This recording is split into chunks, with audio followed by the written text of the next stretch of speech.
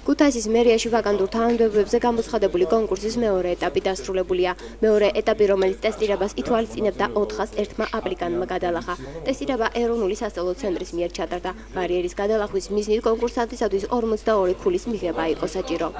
902 ადამიანი უნდა გამოცხადებულიყო 16 ნოემბერს, ანუ პირველი ეტაპი ვისაც ჰქონდა გადალახული, მაგრამ გამოცხადდა 796, ეს მათ სურვილი იყო, გამოცხადებოდნენ თუ არა. 796 მონაწილიდან 401-მა დაძლია ბარიერი, რომელიც იყო 60 კითხვიდან მინიმუმ 42 სწორი პასუხი, ანუ 70% გამოდის ეს. 401 ადამიანი არის დაახლოებით ნახევარზე მეტი, ვინც გამოცხადდა იმ ადამიანებში, საკმაოდ ნორმალური შედეგი არის, შეიძლება ითქვას. არის ასევე 50 და მეტი სწორი პასუხი, ვისაც აქვს შემოხაზული 60-დან, ანუ საკმაოდ კარგი შედეგი. ეს არის დაახლოებით 127 ადამიანი, რაც ასევე ძალიან მნიშვნელოვანია და ძალიან კარგი არის, რომ ესეთი კარგი კონტინგენტი არის და ძალიან საინტერესო იქნება გასაუბრების ეტაპი, იმიტომ რომ მაღალი შედეგიან ადამიანებთან განსაკუთრებით.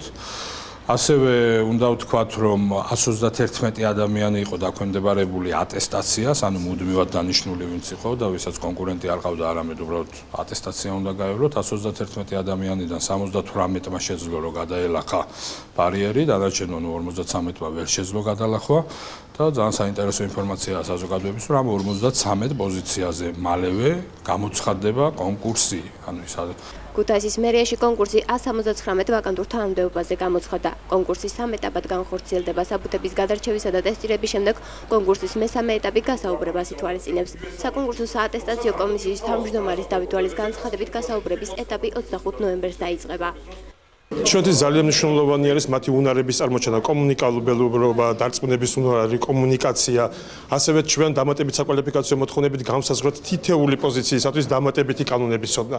ბუნებრივია, პირველი, უпроსტად მეორე ეტაპი ტესტირება იყო ზოგადი შემოწმება მათი უნარების, მაგრამ უკვე დარგობრივად, ვთქვათ, არქიტექტურის თანამშრომლებს მის საკანონმდებლო სივრცეში, შესყიდვების თანამშრომლებს მის საკანონმდებლო სივრცეში, საგარეო ურთიერთობის თანამშრომლებს მის საკანონმდებლო სივრცეში, დამატებით საკვალიფიკაციო მოთხოვნებით დადგენილი ნორმატიული აქტების ჩაძიება და ჩაკითხვა მოხდება ამ ეტაპზე.